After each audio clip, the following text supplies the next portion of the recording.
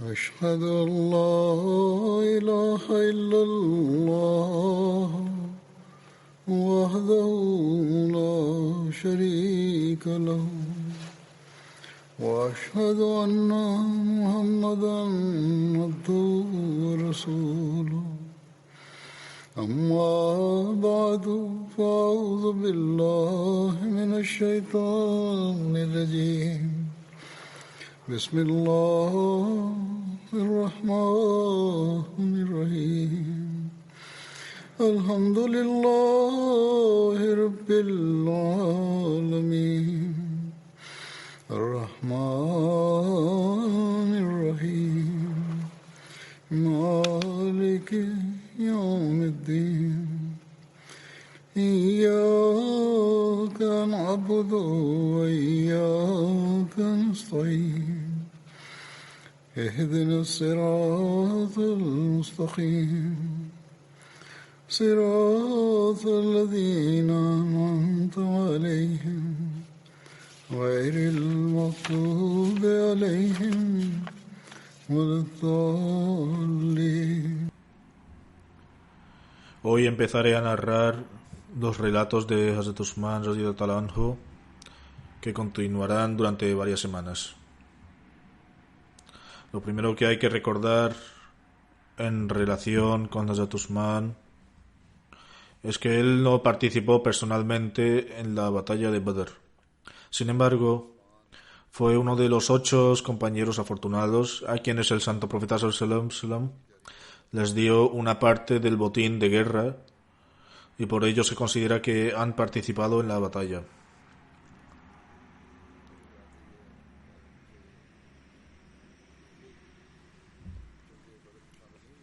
Su nombre era Usman bin Affan bin Abdil As bin Umayya bin Abd Shams bin Abd Manaf bin Qusay bin Kilab. Como tal, su ascendencia se conecta al santo profeta sallallahu alaihi wasallam en la 5ª generación a través de Abd Manaf. El nombre de la madre de Hazrat Usman era Arwa bin Quraysh.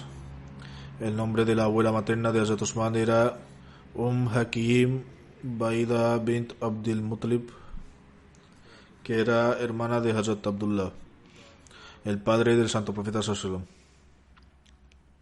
Según una narración,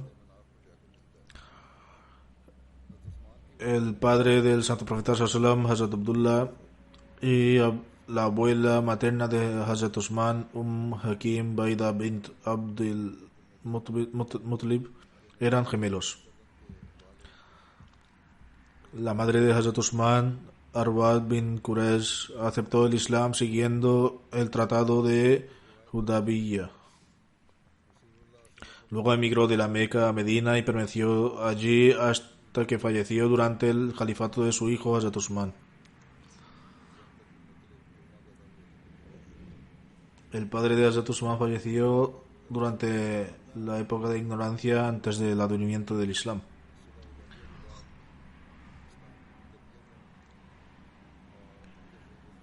Con respecto al título de Hazrat Usman, se dice que durante la era de ignorancia su título era Abu Amr, después de que su hijo Abdullah naciera a través de Hazrat Ruqayya, la hija del santo profeta sallallahu alaihi wasallam, comenzó a ser conocido con el título de Abu Abdullah entre los musulmanes. Según Ibn Ishaq, el santo profeta sallallahu alaihi wasallam dio a su hija Hazrat Ruqayya en matrimonio a Hazrat Usman. Hazrat Ruqayya falleció durante los días de la batalla de Badr. Después de esto, el santo profeta sallallahu alaihi wasallam dio a su otra hija, Hazrat Kulthum, la hermana de Hazrat Ruqayya, en matrimonio a Hazrat Usman. Por ello fue conocido como Zunnuren, poseedor de los 2 luces. También se ha dicho que una narración que se llamaba Zunnuren, debido al hecho de que recitaba una parte del Sagrado Corán durante la oración de Tahajjud, oración voluntaria anterior antes del amanecer, todas las noches. Como el Sagrado Corán es una luz y también lo es despertarse por la noche, para ofrecer oraciones se conoció como Zuruner, el poseedor de 2 luces. Esto también aparece en una narración. Según una narración auténtica en relación al nacimiento de Hazrat Usman, se menciona que nació en la Meca 6 años después del año del elefante. También se ha dicho que nació en Taif. Era aproximadamente 5 años más joven que el santo profeta sallallahu alaihi wasallam. Con respecto a su aceptación del Islam, Yazid bin Rauman relata: una vez, tanto Hazrat Usman bin Affan como Hazrat Talha bin Ubaidullah siguieron a Hazrat Zubair bin Awam y fueron al santo profeta sallallahu alaihi wasallam. El santo profeta sallallahu alaihi wasallam les presentó el mensaje del Islam a ambos, recitó una porción del Sagrado Corán, les informó de las responsabilidades que les imponía el Islam y les informó del honor y respeto que Dios Altísimo les obligaría. Sobre esto, tanto Hazrat Usman como Hazrat Talha aceptaron el Islam y fueron testigos de la veracidad del santo profeta sallallahu alaihi wasallam. Después de esto, Hazrat Usman dijo: mensajero de Allah, acabo de regresar de Siria, cuando instalamos nuestro campamento entre Man y Zarqa. Man es una ciudad en el sur de Jordania, cerca de la frontera de Hijaz, y Zarqa está situada cerca de Man. Dice: habíamos establecido el campamento y estábamos dormidos, cuando un individuo gritó: despertad los que estáis dormidos, ya que ciertamente Ahmad ha aparecido en la Meca. Cuando regresamos, oímos hablar de ti. Hazrat Usman fue uno de los musulmanes pioneros que se convirtieron antes de que el santo profeta sallallahu alaihi wasallam entrara en Dar al-Arqam.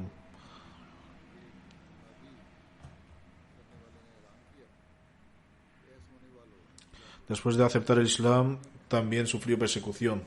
Musa bin Muhammad narra bajo la autoridad de su padre que después de que Hazrat Usman bin Affan aceptase el Islam, su tío Hakam bin Abil As bin Umayya lo agarró y lo ató con una cuerda. Le dijo: ¿abandonas la religión de tus antepasados para aceptar esta nueva fe? Por Dios, no te desataré hasta que renuncies a tu nueva religión. Ante esto, Hazrat Usman respondió: juro por Dios que nunca abandonaré ni renunciaré a mi fe. Hakam se vio obligado a liberarlo al presenciar la inquebrantable fe de Hazrat Usman.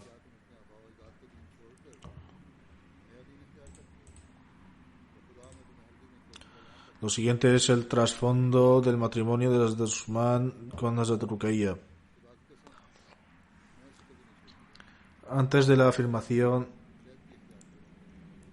del profetazgo de Santo Profeta sallallahu alaihi wasallam, Hazrat Ruqayya estaba comprometida con el hijo de Abu Lahab, Utba, mientras que su hermana Hazrat al-Kulsum iba a casarse con el hermano de Utba, Utayba.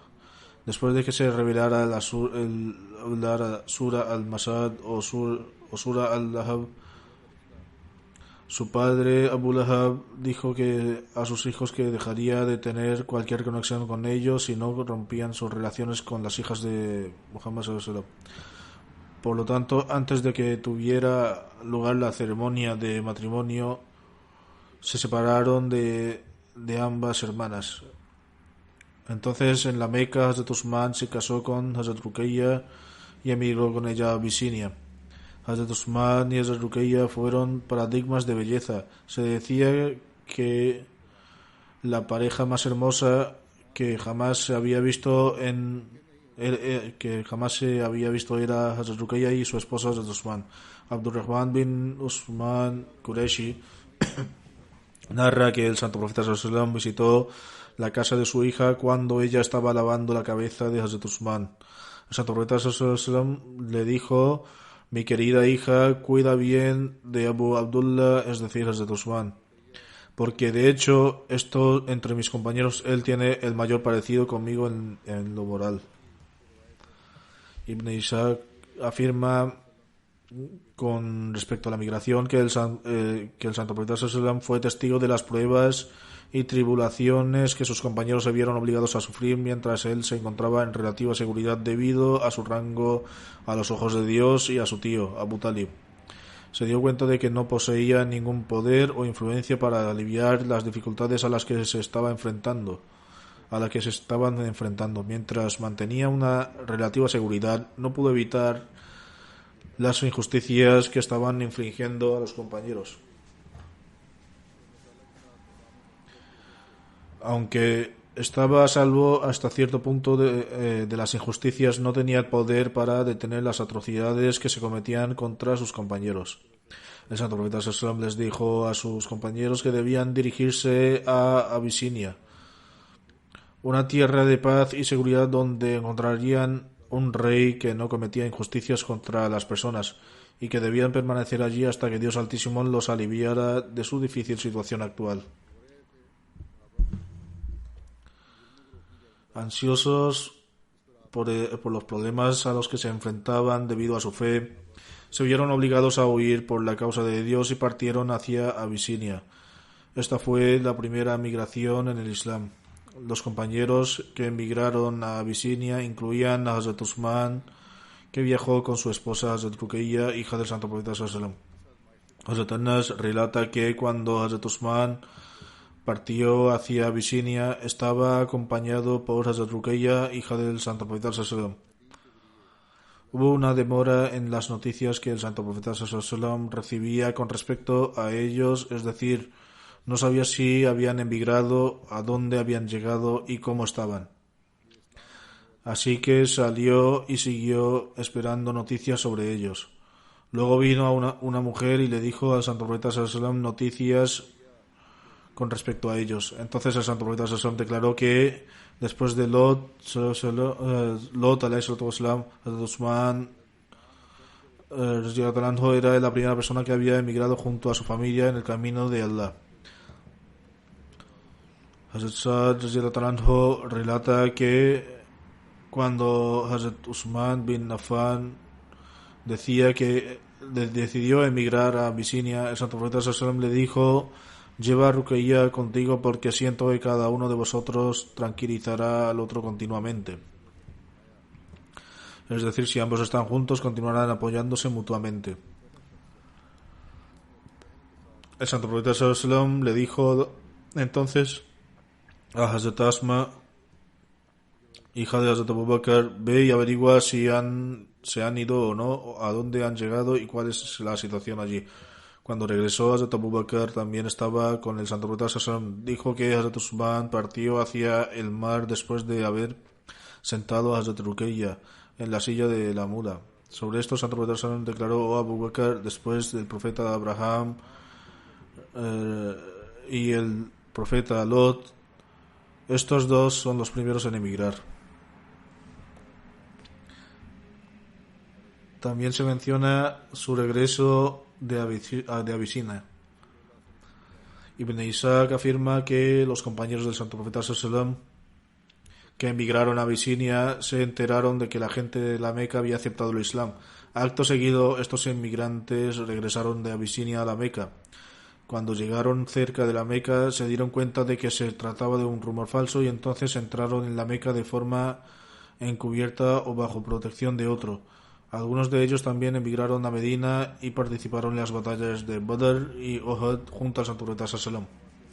Mientras que otros entre ellos son los que fueron detenidos en la Meca por idólatras y por lo tanto no pudieron participar en la batalla de Badr y otras batallas. Entre los que emigraron a Medina, habiendo regresado de Abisinia, estaban Hazrat Usman y su esposa Hazrat Ruqayya, hija del Santo Profeta Sallallahu Alaihi Wasallam. En un libro se menciona que Hazrat Usman radhiyallahu ta'ala anhu permaneció en Abisinia durante algunos años.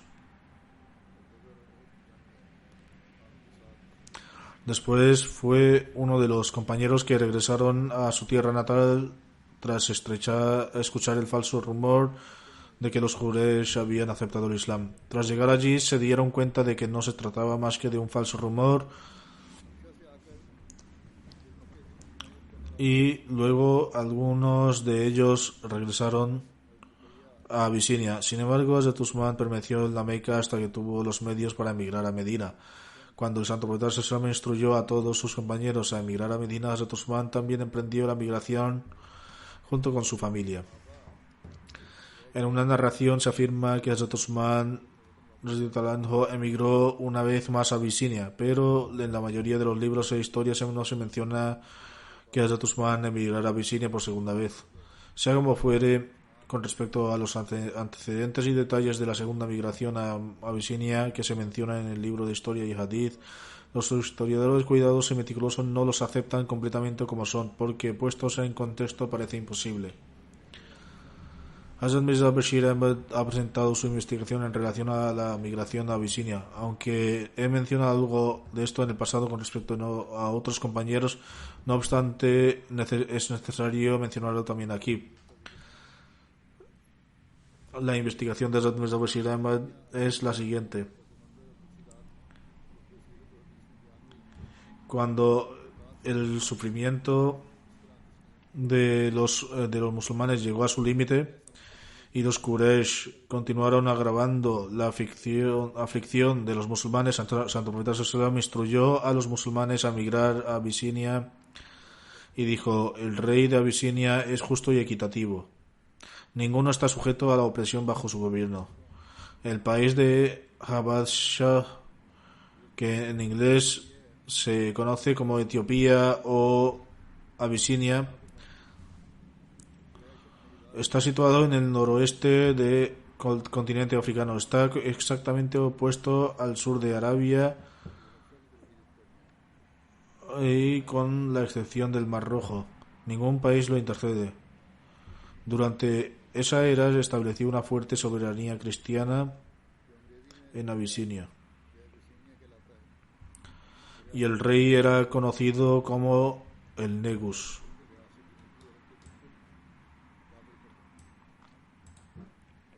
De hecho, el gobernante todavía recibe el mismo nombre. Esto fue cuando Mirza Bashir Ahmad Sahib escribió esto. Abisinia tenía relaciones comerciales con Abisinia. Arabia tenía relaciones comerciales con Abisinia y en la era que estamos mencionando actualmente la capital de Abisinia era Aksum, que se encuentra cerca de la actual ciudad de Aduba, y hasta ahora se considera una ciudad sagrada. En aquellos días Aksum era el centro de la soberanía muy poderosa.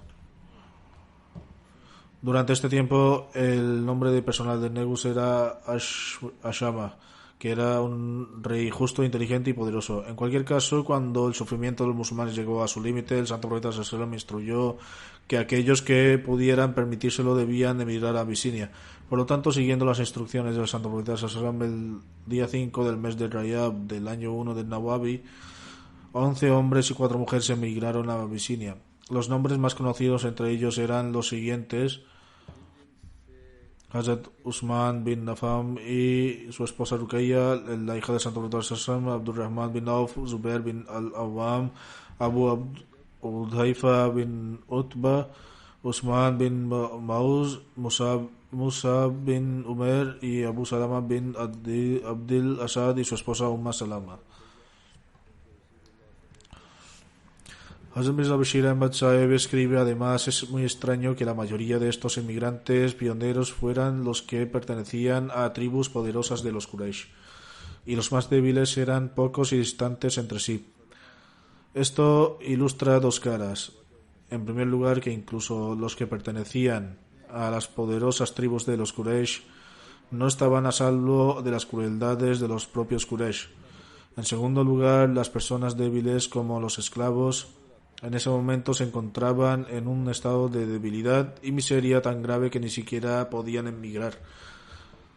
Viajando hacia el sur, cuando los inmigrantes llegaron a Shaiba, que era un puerto marítimo de Arabia, en ese momento, por la gracia de Allah, encontraron un barco comercial que estaba listo para partir hacia Abisinia, y por lo tanto todos abordaron con seguridad. Cuando los Quraysh fueron informados de esto, se enfurecieron profundamente porque esta presa se les escapó de las manos. De ahí que persiguieran a estos inmigrantes, pero cuando sus hombres llegaron a la costa, el barco ya había partido, por lo que regresaron decepcionados. Al llegar a Abisinia, los musulmanes encontraron una vida de gran paz y protección de las crueldades de los Quraysh después de muchas dificultades y oraciones. Sin embargo, como he mencionado algunos historiadores, no habían pasado mucho tiempo desde que los inmigrantes habían emigrado a Abisinia cuando se les llegó el rumor errante de que los Quraysh habían aceptado el Islam y la Meca era ahora un lugar de paz y seguridad completa. El resultado de esta noticia fue que la mayoría de los inmigrantes regresaron de inmediato y cuando llegaron cerca de la Meca encontraron que esta noticia era falsa. Ahora se enfrentaban a grandes dificultades. Al final, algunos regresaron mientras que otros, en secreto o bajo protección de un individuo influyente y poderoso, entraron en la Meca. Este incidente ocurrió en el mes de Shawwal del quinto año Nabawi. En otras palabras, la duración entre el inicio de la migración y el regreso de los inmigrantes fue de solo 2 meses y medio a 3. En realidad, se trataba de un rumor completamente falso y sin fundamento, que probablemente se difundió para atraer a los inmigrantes a Abisinia de regreso y ponerlos en dificultades. De hecho, tras una investigación más detallada, este rumor y la historia del regreso de los inmigrantes en sí mismos parecen carecer de fundamento. No obstante, se toma como cierto el incidente movido en varios hadices podría estar oculto debajo de la superficie. Si lo analizamos desde el contexto que algunas narraciones registran que Hazrat Usman permaneció en Abisinia durante algunos años, entonces esta narración resultaría falsa si aceptamos esta narración. Pero si aceptamos que la narración anterior es correcta, eso significa que regresaron después de 3 o 4 meses.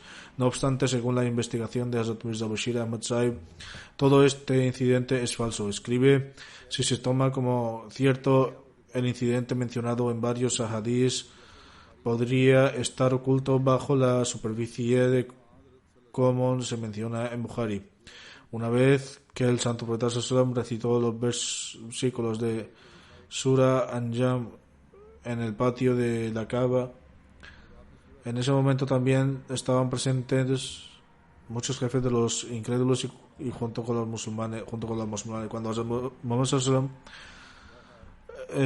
comentó el capítulo, cayó en postración y con él todos los musulmanes incrédulos también cayeron en postración. La razón detrás de la postración de los incrédulos no se ha mencionado en hadices, pero parece que el santo profeta Sallallahu recitó los versículos de Dios de tal manera que tocó las cuerdas del corazón. Estos versículos ilustraron particularmente la unidad de Dios, su poder y majestad de una manera extremadamente elocuente y perspicua, y se recordaron sus favores. Luego a los Quraysh se le advirtió de una manera muy majestuosa e inspiradora que en caso de que no se abstuvieran de sus malas acciones encontrarían el mismo fin que las narraciones pasadas porque rechazaron a los mensajeros de Dios. Luego al final de estos versículos se ordenó que vinieran y se mostraran ante Allah. Después de la recitación de estos versículos, el santo profeta Sallallahu y todos los musulmanes cayeron en postración a la vez, y como resultado estas palabras y esta vista tuvo un efecto tan milagroso en los Quraysh ya que también cayeron en postración involuntariamente. Esto no debería sorprendernos, ya que en tales circunstancias, como se ha mencionado anteriormente, el corazón humano a veces se asombra y comete impotentemente un acto que va contra sus propios principios y religión reales. No es necesario que uno actúe de esta forma solo después de profesar una creencia. A veces puede hacerlo involuntariamente. Por lo tanto, a veces hemos sido testigos de que durante una aflicción severa y repentina, incluso un ateo grita "oh Dios", o Ram Ram. También le pregunté a algunos ateos y estuvieron de acuerdo en que esto es absolutamente cierto, a pesar de que no creen en Dios. Cuando se enfrentan al peligro, a veces pronuncian la palabra de Dios involuntariamente. Los Quraysh ni siquiera eran ateos, y de hecho creían en el ser de Dios. Por eso, después de la recitación de esta palabra majestuosa llena de asombro, y la comunidad de musulmanes cayó de repente en postración, tuvo un efecto tan milagroso que los Quraysh también cayeron impotentes en postración. Sin embargo, esta influencia suele ser temporal y el hombre vuelve rápidamente a su estado original. Como tal, lo mismo sucedió aquí, porque cuando los Quraysh se levantaron en postración siguieron siendo los mismos idólatras que antes. No fue el caso que se convirtieron en monoteístas después de esto. En cualquier caso, esta ocurrencia es tal como está corroborada por auténticos hadices. Por lo tanto, si la noticia del regreso de los inmigrantes a Abisinia es de hecho cierta, parece que los Quraysh, que siempre anhelaban el regreso de los inmigrantes de Abisinia, probablemente utilizaron esta acción para difundir el rumor de que los Quraysh de la Meca se habían convertido en musulmanes, y la Meca era ahora completamente segura para los musulmanes. Cuando este rumor llegó a los inmigrantes de Abisinia, naturalmente se alegraron de escucharlo y en el fervor de su alegría regresaron rápidamente.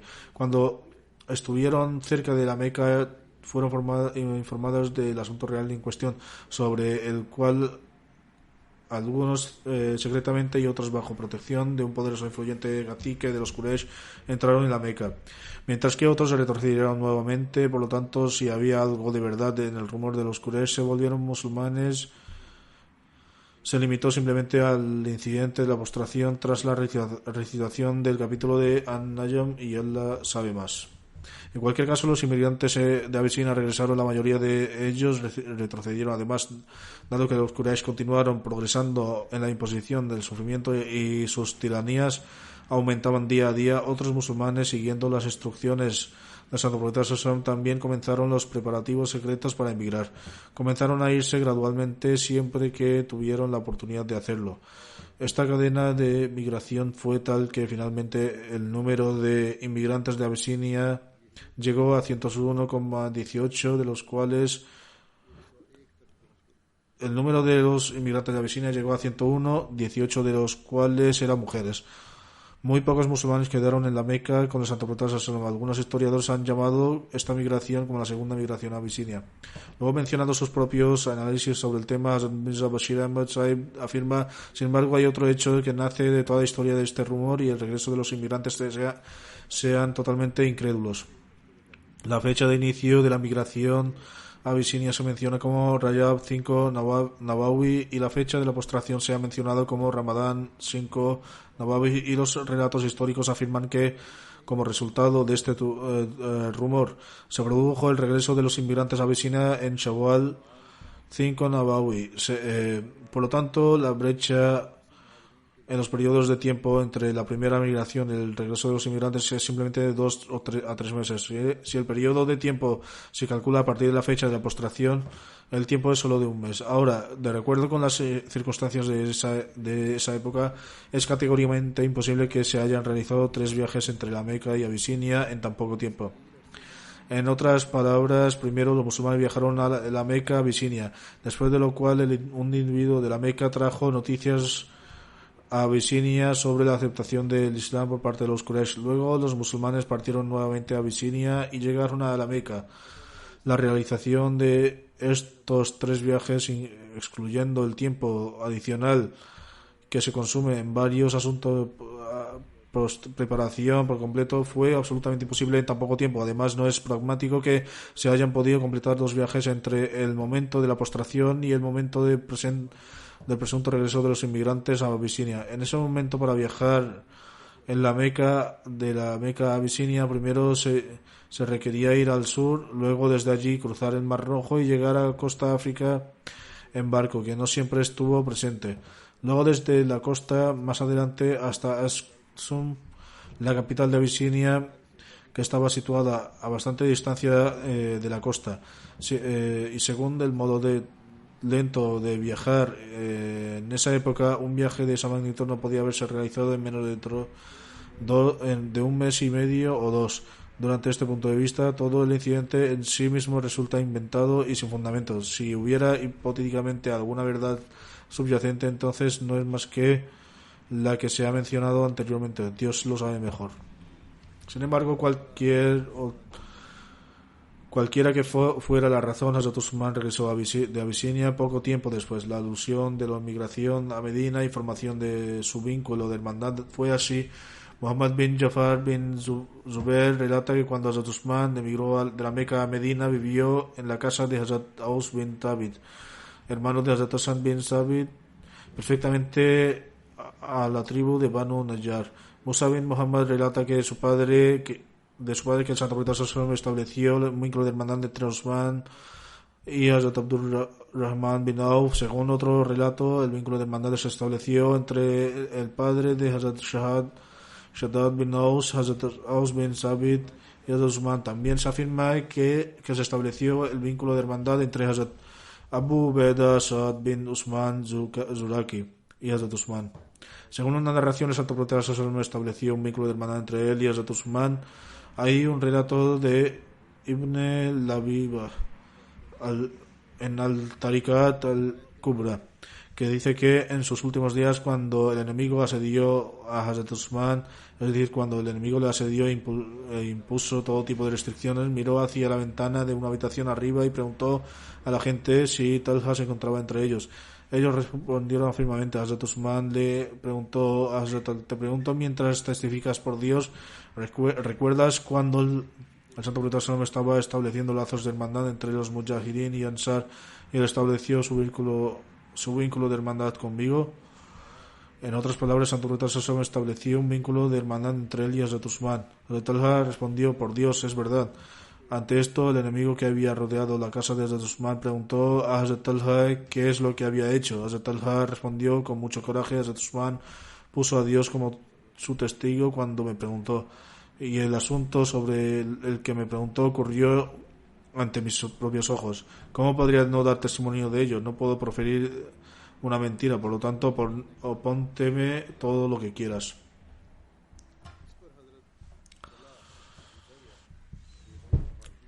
En cuanto al fallecimiento de Hazrat Ruqayya y el matrimonio de Hazrat Kulsum, Abdullah bin Muknif bin Hariza bin Ansari bin Harsa Ansari cita que cuando el Santo Profeta Sallallahu partió para la batalla de Badr, dejó a Hazrat Usman con Hazrat Ruqayya. Hazrat Ruqayya no se encontraba bien en ese momento y falleció el mismo día de que Hazrat Zaid bin Harsa trajo las buenas noticias a Medina en relación a la victoria de Dios Altísimo, que Dios Altísimo había otorgado al Santo Profeta Sallallahu en Badr. El Santo Profeta Sallallahu le otorgó a Hazrat Usman una parte del botín de guerra y su parte fue igual en medida a los que habían participado en la batalla de Badr. Después del fallecimiento de Hazrat Ruqayya, el Santo Profeta Sallallahu dio a su hija Hazrat Kulsum en matrimonio a Hazrat Usman. Hazrat Abu Huraira relata que el Santo Profeta Sallallahu se reunió con Hazrat Usman en la entrada de la mezquita y le dijo: Usman, este es el Gabriel y me ha informado que Dios Altísimo ha concertado tu matrimonio con Kulsum con la misma cantidad de Hakmer que Ruqayya y que les des el mismo trato amable que le dio a Ruqayya.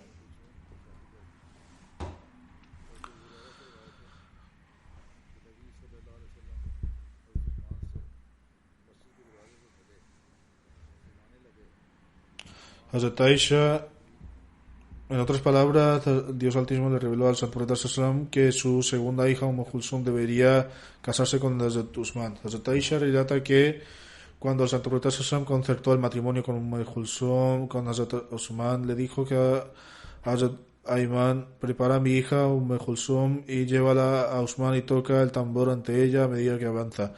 Así ella hizo eso exactamente. Después de 3 días, el Santo Profeta Sallallahu fue a visitar a Hazrat Kulsum y dijo: mi querida hija, ¿qué piensas de tu esposo? Kulsum respondió: es el marido más excelente.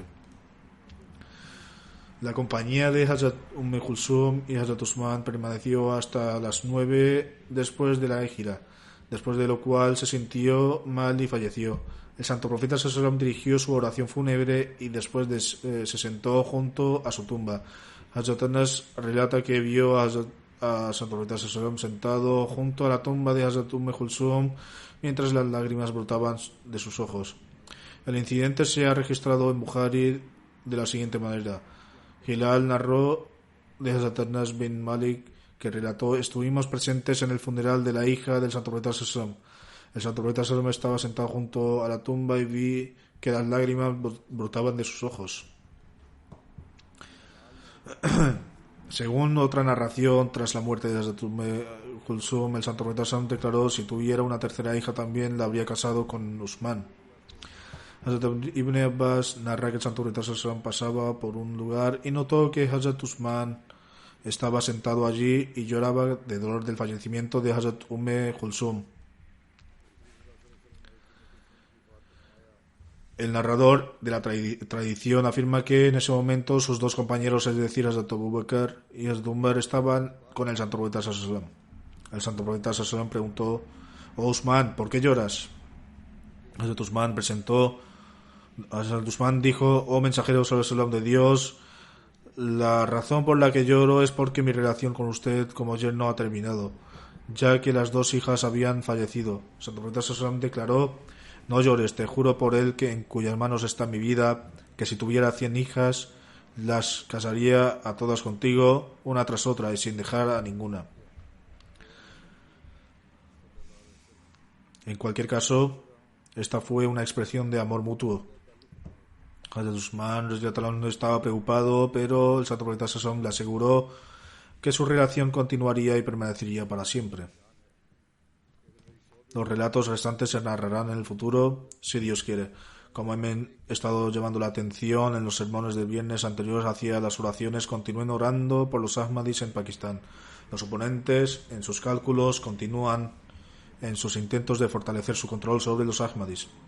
Sin embargo, no se dan cuenta de que existe un ser superior, Dios Altísimo, cuyo decreto divino se está manifestando, y de hecho la red a su alrededor se está haciendo cada vez más pequeña, de la que no hay escapatoria. Que Dios Altísimo les conceda entendimiento y que vean la razón y actúen con justicia y se abstengan de cometer injusticias y crueldades. Orad también por los Ahmadis de Argelia, para que permanezcan firmes en su fe. De manera similar, los Ahmadis también enfrentan oposición en varios otros lugares. Que Dios conceda protección a todos los Ahmadis donde quiera que se encuentren. Después de las oraciones dirigiré algunas oraciones fúnebres en ausencia y también mencionaré sus detalles. El primero de ellos es del respetado sultán Mahmud Anwar Sahib de Maulana, que anteriormente trabajó como Nazir Islah o Irshad Markazia, Nazir Khidmate Darveshan y Nazir Islah o Irshad Rishtanata. Falleció el 11 de enero en Rabwa a la edad de 88 años aproximadamente. A Allah pertenecemos y a él volveremos. Su padre se llamaba Chaudhry Muhammad Din y su madre Rahmat Bibi. Su padre aceptó el Ahmadiyya de 1928 después de hacer el bet en la mano de Hazrat Khalifatul Masih II.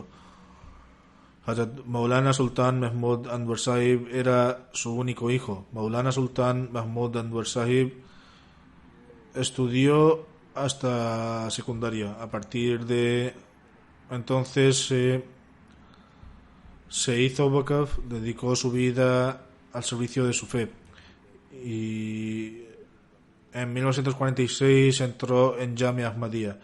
Después de la creación de Pakistán se pasó a Jamia Ahmadiyya en Ahmadnagar y realizó su examen Maulvi Fazl en 1952 y en abril de 1956 se graduó en Jamia Ahmadiyya con el título de Shahid.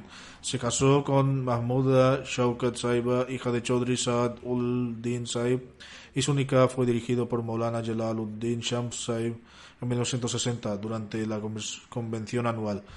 Tiene 4 hijos y 2 hijas y uno de sus hijos, Hassan Mahmud Sahib, es persona consagrada y actualmente trabaja en las oficinas de Tahrik-e-Jadid en Rabwa. El primer puesto del respetado Maulana Sahib fue en Gujarat y ejerció como misionero en varias ciudades de Pakistán. Desde 1974 a 1978 trabajó en Ghana. Yo también estaba allí en Ghana en ese momento y observé que él trabajó allí con un espíritu muy desinteresado. De 1982 a 1983 trabajó como secretario de Majlis Karpurdas y en 1983 fue nombrado presidente de Majlis Karpurdas. En 1983, de 1983 a 1998 ejerció como Nazir Islah Irshad Markaziyya y después como Nazir Khidmat-e Darveshan hasta el 2011. Del 2011 a 2017 ejerció como Nazir Rishta-e-Nata y se retiró en 2017 debido a sus problemas de salud. El fallecido tenía una gran habilidad para el tabligh, difundir el mensaje del Islam, comunicarse con otros y pronunciar discursos. Mantenía innumerables discusiones con personas de diferentes escuelas de pensamiento, así como con eruditos religiosos sobre diversos temas religiosos y siempre daba respuestas muy exhaustivas y académicas. Como he indicado, era un gran orador y cautivaba a su audiencia. Los diversos misioneros que trabajaron con él han declarado que él siempre los guiaba en su trabajo. Todos ellos han manifestado que los trataba con gran amabilidad. Él mismo ofrecía regularmente la oración Tahajjud y se dedicaba a la adoración y aconsejaba a otros misioneros que también ofrecían la oración Tahajjud y que sobresalieran en la adoración. Mostró un estándar extraordinario de lealtad y obediencia al Jalifa. Tuvo que experimentar un periodo de prueba durante la era del cuarto Jalifa. Sin embargo, lo soportó mientras demostraba una completa obediencia. De hecho, alguien llegó a decirle que antes servía como Nazir, pero que ahora tenía que trabajar bajo un Nazir, y él respondió: varios misioneros y su propia hija también lo han mencionado. El Jalifa de la época sabe mejor dónde y cómo se necesitan los servicios de uno. He hecho wakaf, dedicado mi vida, por lo tanto, incluso si se me ordena barrer el suelo, entonces eso es lo que haré y seguiré las instrucciones del Jalifa de la época. Posteriormente, Dios Altísimo mejoró sus circunstancias y creó que este nivel de sobresaliente de lealtad y obediencia que demostró fue aceptado y fue nombrado de nuevo como miembro de Sadr Anjuman Ahmadiyya y también como Nazir. Donde quiera que sirviera, por ejemplo en Karachi y en otros lugares, siempre mostraba total cooperación y obediencia al amir local. Que Dios Altísimo le conceda su perdón y misericordia y permita a su progenie continuar con sus buenas acciones. El fallecido también prestó diversos servicios en el ámbito académico y escribió varios libros. Uno de los libros es La importancia de la Kalma Tayyiba y su implementación y la verdadera identidad de un Ahmadi. El segundo libro que escribió fue Dios Altísimo y el Santo Profeta Sallallahu, el Sagrado Corán y la Sagrada Kaaba. Otros libros que escribió fueron sobre el tema relacionado con el número total de los miembros de la comunidad. Luego otro libro fue sobre el establecimiento de la Sharia y los factores de por qué la gente ha fracasado en sus intentos de establecerla. Otro libro trataba del tema del castigo por la blasfemia contra el Santo Profeta Sallallahu. Estos eran los libros que había escrito y que con lo que había prestado un gran servicio en el ámbito académico. Como ya he mencionado, trabajó de forma muy diligente, que Allah le conceda su misericordia y perdón.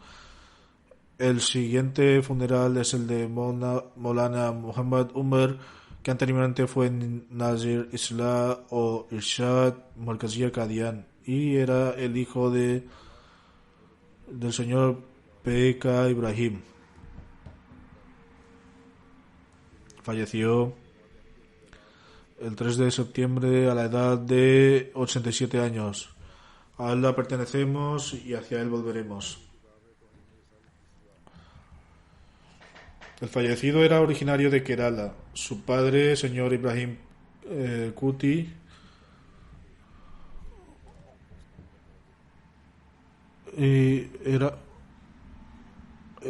era un amargo oponente de la comunidad de 10 años antes del nacimiento del fallecido. Su padre viajó a Bombay con fines comerciales. En aquellos días, como muchos Ahmadis estaban involucrados en la industria del comercio en Bombay, se reunió con algunos Ahmadis de Malabar, Bombay y otros, y tuvieron una discusión sobre las creencias Ahmadis. Luego, en 1924, cuando el Jalifatul Masih II fue a Bombay, en ese momento, señor Ibrahim Kuti tuvo el honor de hacer el Bet en su mano y así se unió al Ahmadiyyat.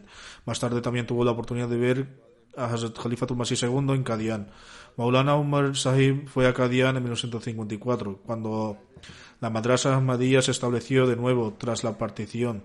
Se matriculó en la Madrasa de 1955 y completó con éxito el Maulvi Fazil de la Madrasa Ahmadiyya y la Universidad de Punjab en 1961, tras lo cual enseñó en la Madrasa durante un año. Cuando era estudiante, por deseo de Hazrat Bhai Abdurrahman Qadiani, un compañero del Mesías prometido del Salatu Wassalam, el fallecido visitaba su casa todas las mañanas durante aproximadamente un año, donde recitaba el Corán en voz alta. A partir de 1962 comenzó su trabajo en el campus de Tabligh, predicar y difundir el mensaje del Islam. Llevó a cabo esta labor en las grandes ciudades de la India y fue un misionero de gran éxito. Pronunciaba discursos durante las convenciones celebradas para la propagación del Islam Ahmadiyyat. Participó en el debate de Jadgir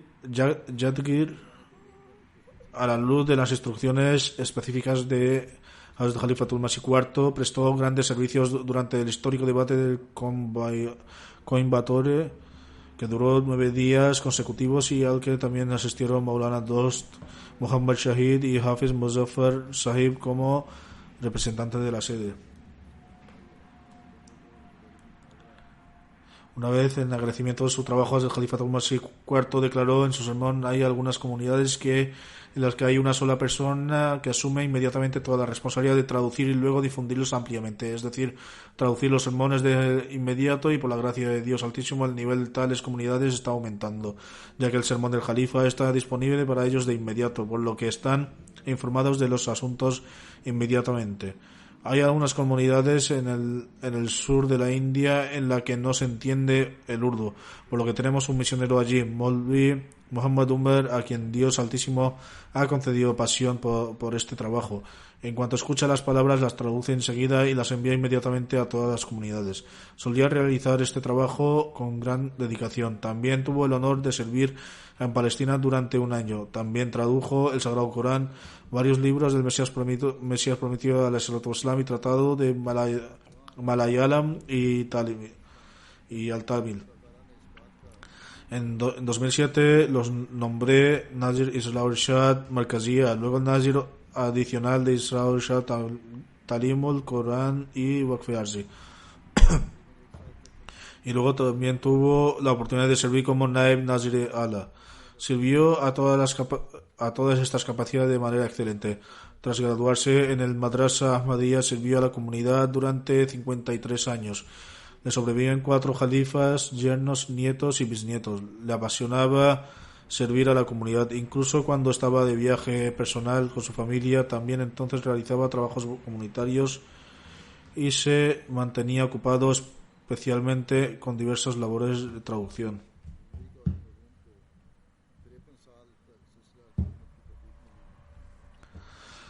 El presidente nacional de la comunidad en Sri Lanka escribe que la época dorada siempre quedará grabada en la historia del Ahmadiyyat. En Sri Lanka, cuando en 1978 Maulana fue nombrado por primera vez como misionero en la sede bajo la bendita guía de Hazrat Khalifatul Masih III, hubo un rejuvenecimiento visible en la pasión espiritual, y una reforma y un cambio positivo en la comunidad, por lo que el servicio de Maulana allí es profundamente respetado. En 1994 pronunció un excelente discurso en la gran sala Ram Krishna de Colombo sobre el tema de la paz y la unidad, que escucharon más de 400 personas. Entre ellos se encontraban el presidente nacional del movimiento Ram Krishna, así como el ministro de Cultura hindú del país, el honorable Devraj, que quedaron completamente embelesados por el discurso del Maulana y lo elogiaron mucho, porque en su discurso Maulana recitó mantras de Gita que utilizó para demostrar la veracidad del Santo Profeta Sallallahu Alaihi Wasallam. Por esta razón, en su histórico discurso sigue siendo elogiado hasta el día de hoy. Tradujo 4 libros del Mesías prometido del Salatu Wassalam al Tamil, y él mismo escribió otros 7 libros en Tamil sobre diferentes temas. Inició la revista Samadana Vazri. en el distrito de Tamil Nadu y desde allí la envió a otros distritos durante mucho tiempo. Que Dios Altísimo trate al difunto con perdón y misericordia y eleve su posición en el paraíso, y que permita a su progenie permanecer debidamente unida a la comunidad.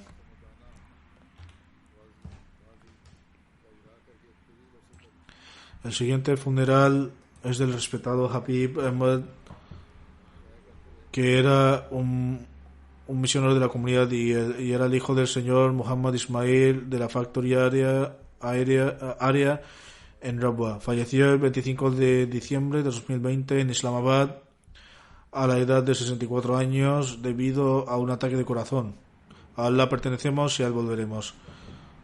Se graduó en Jamia en 1979, tras lo cual sirvió en varios distritos de Pakistán. De 1999 a 2003 sirvió en Nigeria, donde fue amir y misionero jefe desde septiembre de 1998 hasta octubre de 2000.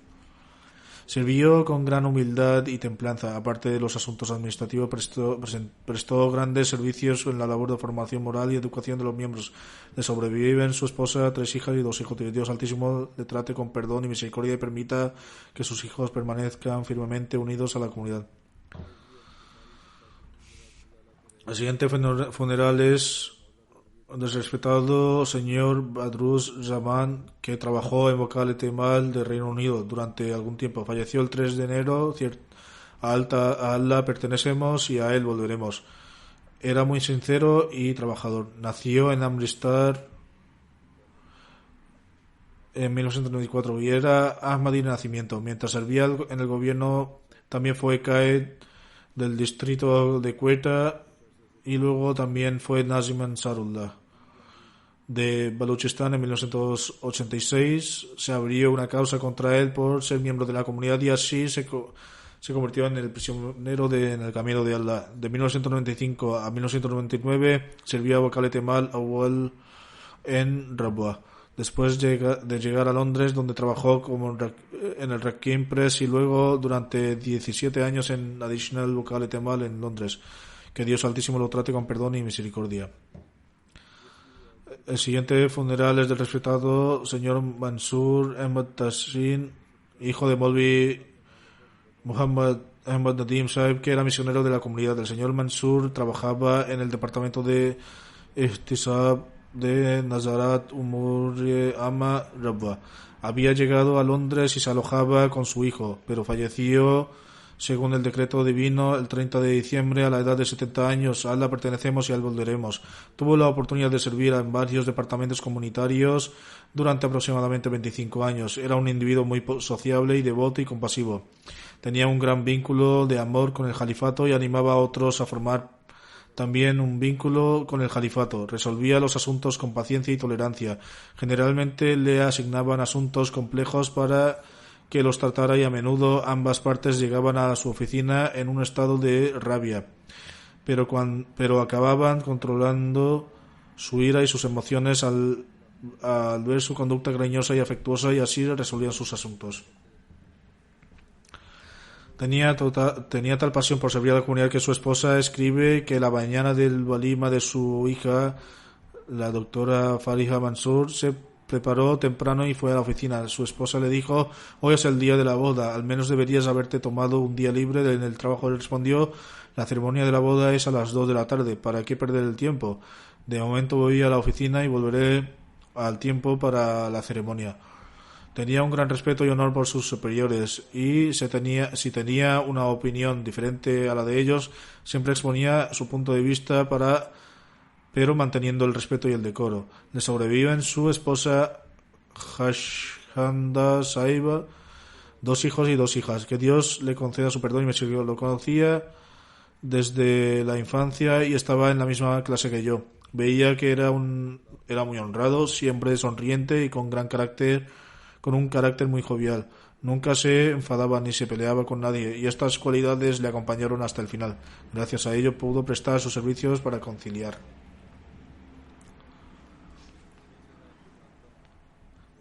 El siguiente funeral y mención es del doctor Eidi Ibrahim Mobanga Saib de Tanzania, que falleció el 9 de diciembre de 2020 a la edad de 73 años. A Allah pertenecemos y a él volveremos. Estudió medicina en la Universidad de Makerere de Uganda y, por la gracia de Dios, tuvo el honor de ser el primer misionero Ahmadi local de África Oriental. El Dr. Saib tuvo la oportunidad de realizar el BED en su juventud.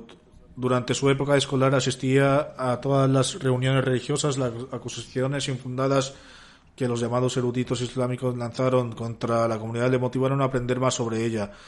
En esa época se reunió con Sheikh Abu Talib Sadi Saib, un misionero de la comunidad, que también era pariente suyo, y debatieron sobre las acusaciones.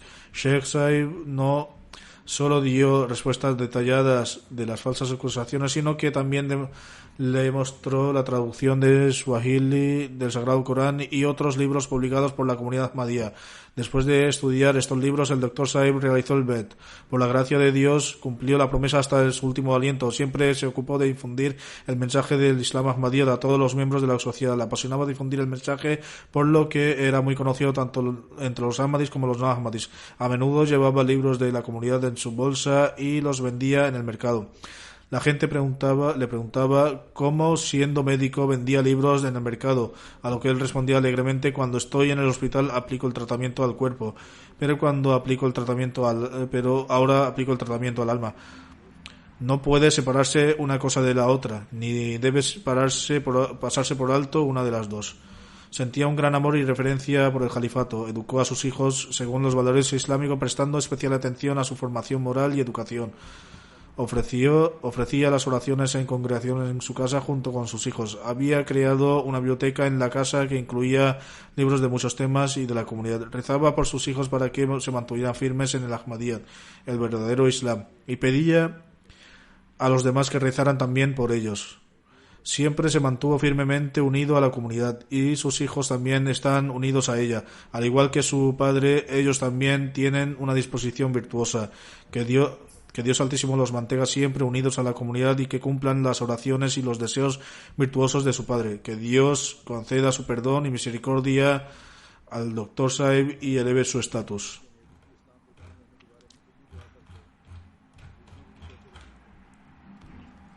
La siguiente mención es la de Sugra Begum Saiba, que era la esposa de Din Muhammad Saib Nengali, derviche de Qadian. Falleció el 6 de enero a la edad de 85 años. Era hija de Hazrat Hakim Muhammad Ramazan Saib, compañero del Mesías prometido. Era regular en el ofrecimiento de las oraciones y los ayunos, así como en las oraciones de Tahajjud. También era muy hospitalaria, paciente, agradecida, trabajadora, compasiva, además de otras muchas cualidades. Tenía un profundo vínculo de amor y conexión con el califato. Durante muchos años tuvo la oportunidad de ejercer como secretaria Khidmat-e-Khalq de Lajna Maila. La fallecida era Musi y deja 2 hijos y 2 hijas. Uno de sus hijos, Bashiruddin Saib, tuvo la oportunidad de servir durante 40 años. Su otro hijo, Muniruddin Saib, sirve actualmente en Nizam al-Tamirat, en Qadian. Que Dios Altísimo conceda su perdón y misericordia a la fallecida y que Dios permita a sus hijos continuar con sus actos virtuosos. La siguiente mención es del respetado Chaudhry Karamatullah Saib, que falleció el 26 de diciembre a la edad de 95 años. A Allah pertenecemos y a él volveremos. Era el nieto paterno de Hazrat Chaudhry Shahidin Saib de Gatalia, un compañero del Mesías prometido, que tuvo la oportunidad de jurar lealtad cuando el Mesías prometido llegó a Sialkot. El fallecido era una persona muy piadosa y cariñosa y se ocupaba de los pobres y necesitados. Era una persona sincera y en todas las situaciones y siempre expresaba su gratitud a Dios Altísimo. Su hijo, Suhel Saib, escribe: la hospitalidad era una de sus cualidades destacadas y se manifestaba sobre todo cuando las personas destacadas o responsables de la comunidad visitaban Badin en Sindh. También tuvo la oportunidad de servir en el batallón de Furqan. Desde 1983 hasta 2018 trabajó voluntariamente en la oficina de Al-Fazl International. Desde siempre ofreció su casa para las actividades de la comunidad, e incluso en la casa que ocupaba en la actualidad había destinado una parte para ser utilizada como centro de salat. sus hijas y sus hijos prestan servicio a la comunidad. Uno de los nietos, Farhad Ahmad, es misionero y trabaja aquí en Reino Unido, en el Departamento de Prensa y Medios de Comunicación. Que Dios Altísimo conceda su perdón y misericordia al fallecido y permita a sus hijos y a su progenie continuar con sus actos virtuosos. El siguiente funeral es de Chaudhry Munawar Ahmad Khalid Saib de Alemania, que falleció el 20 de agosto de 2020 a la edad de 85 años. A Allah pertenecemos y a él volveremos. El fallecido tenía un fuerte vínculo con el Nizam-e-Jamaat y participaba plenamente en las actividades de Tabligh y Tarbiyat. Durante diferentes épocas ha tenido la oportunidad de ejercer como presidente y como secretario general. También tuvo la oportunidad de servir en diferentes departamentos de Ansarullah, colectivo de hombres mayores de 40 años. Por otro lado, cuando estuvo en Pakistán, fue responsable de ocuparse de las tierras pertenecientes a Tehrik-e-Jadid. Su vínculo con el califato era muy fuerte. El fallecido era Musi. Además de su esposa, le sobreviven 5 hijos y 6 hijas. La siguiente mención es la de Nasira Begum Saiba, esposa de Ahmad Sadiq Tariq Mahmud Saib, un misionero jubilado de Bangladesh. Falleció, según el decreto divino, el 27 o el 28 de noviembre de 2020. A Allah pertenecemos y a él volveremos. La fallecida era hija de Maulvi Muhammad Saib, antiguo presidente nacional. Era regular en la observación de oraciones y ayunos, muy devota, hospitalaria, paciente y alegre. Durante el Ramadán recitaba regularmente el Sagrado Corán y terminaba la lectura completa. Aparte de todo lo anterior, tenía muchas otras cualidades virtuosas. Que Dios le conceda su perdón y misericordia. La siguiente mención es de Esa Rafiuddin Bart Saib. Falleció el 6 de diciembre a la edad de 92 años. A Allah pertenecemos y a él volveremos. Era hijo de Hazrat Maulvi Khairuddin Saib, compañero del Mesías prometido, alayhi Islam. Por la gracia de Dios se unió a la instrucción de Al-Basir durante su juventud. Tuvo la oportunidad de servir a la comunidad en varios cargos. Fue presidente local de Baldomali, distrito Narowal, y también amir y presidente local de Wachakant. Tuvo la oportunidad de convertirse en prisionero en el camino de Dios. Le sobreviven 4 hijas. 4 hijas y un hijo. Uno de sus yernos es Nasim Ahmad Saib, misionero que actualmente presta servicio en Nigeria. Que Dios Altísimo le conceda su perdón y misericordia. Que Dios eleve el estatus de todos los miembros fallecidos y le conceda un lugar con sus seres queridos. Como ya he mencionado, dirigiré sus oraciones fúnebres en ausencia.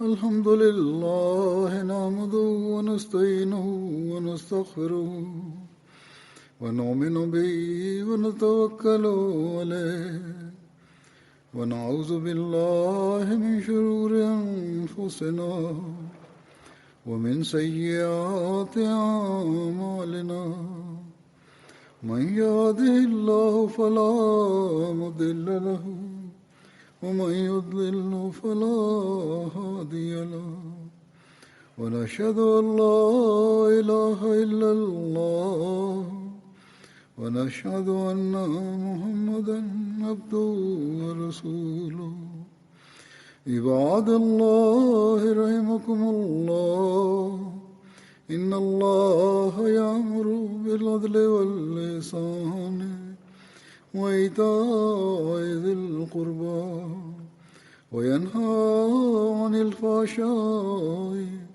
والمنكر والبغي يعظكم لعلكم تذكرون اذكروا الله يذكركم وادعوه يستجب لكم ولذكر الله أكبر